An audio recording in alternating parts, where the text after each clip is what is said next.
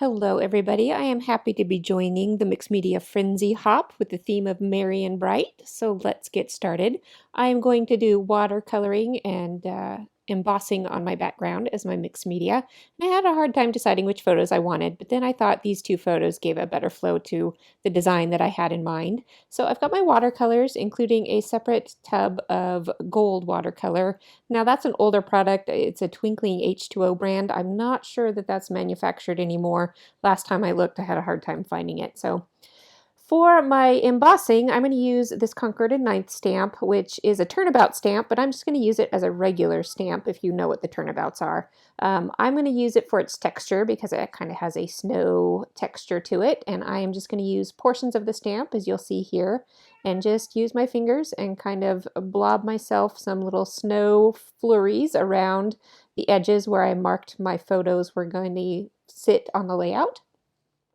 And so I will get my clear, I think I used clear for this one, clear or white is going to work, heat embossing powder, and got it on there, and then I'll take it off camera and heat it. It seems like I didn't heat it quite enough because I was still losing a lot of powder on there, so make sure if you're going to do this, heat your embossing powder well enough. And then I am using that embossing to resist my watercolor, so wherever that snow flurry is, it will show up as white once I watercolor over it. And then I move on to my title. So this mixed media background and my title are all going to be watercolored, and that's the main component of my layout actually. And we'll do just a little bit of embellishing later. But here you can see that I'm just doing some cursive writing, and as I put this paint to the page, I am mixing in more of that blue that I used for the background to kind of tone the green down and ombre blend it towards the blue. And then I will do the same thing for this second word, which is going to be bright. Since our theme is merry and bright, I decided to just use that for my title because it worked out pretty well. Now, as I mix in that blue, you'll notice that it will turn purple. And that I like the colors here and how it kind of flowed in to the rest of the page. So I was sure to add a little bit more purple to get that color to be clear as part of the design. And then I add in some spatters with all of my colors, purples, greens, blues, reds, all of that. Now my title of bright there wasn't quite as dark as I needed it, so after letting it dry just a little bit, I do add another layer of watercolor. And if you are used to using watercolor, you can build up layers and darken up your colors as you go. And so that is what I did there with my title to get it to be more bold red. Now I love doing borders around the edges of my layouts, and so I start with my gold and start with my border, and look, here I smudged it. This is the thing that scares people about mixed media. So what I do is I just kind of sopped up the smudge and then added some spatters and made it look a little more purposeful.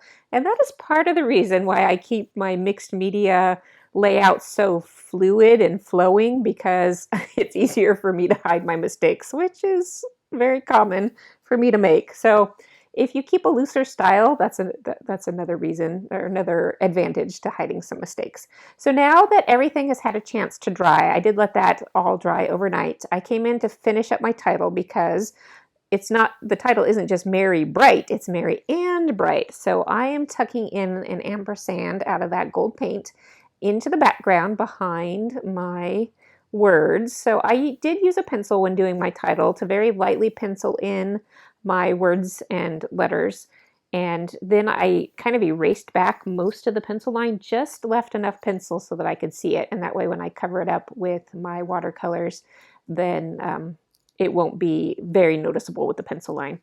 So I'm moving on to just a little bit of embellishing for this page. So I'm giving one of my larger photo a little bit of a matte, and I kept the matte really calm so that it wouldn't compete with a lot of other things going on the page.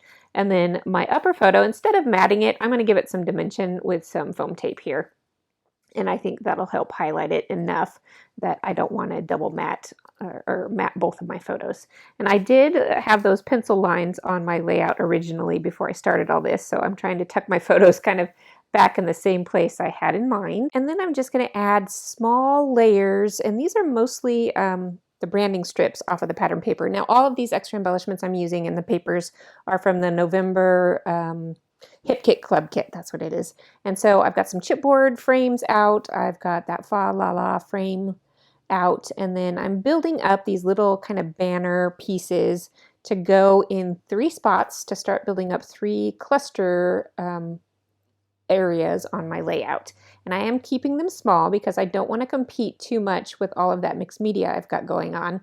And at first I was just going to put all my journaling straight in that white open space, but then I decided I liked these frames, and if I kept my journaling a little less wordy, then I would be able to fit it into those frames and kind of balance out the blockiness of the photos with the blockiness of the frames, all on top of this kind of swooshy, flowy mixed media. So I think those frames kind of help bring a little bit of balance to this.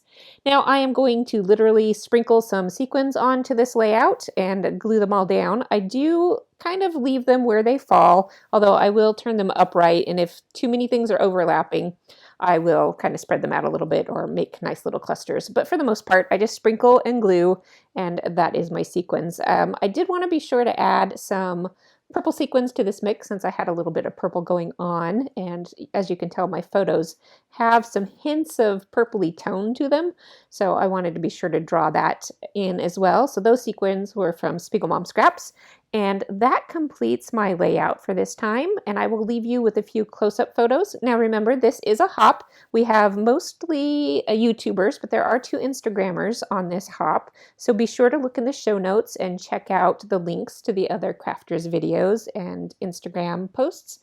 And that is it for me for the month of December 2020, and I will be back in 2021 with a brand new episode schedule, and I will let you all know what's in store for me for next year.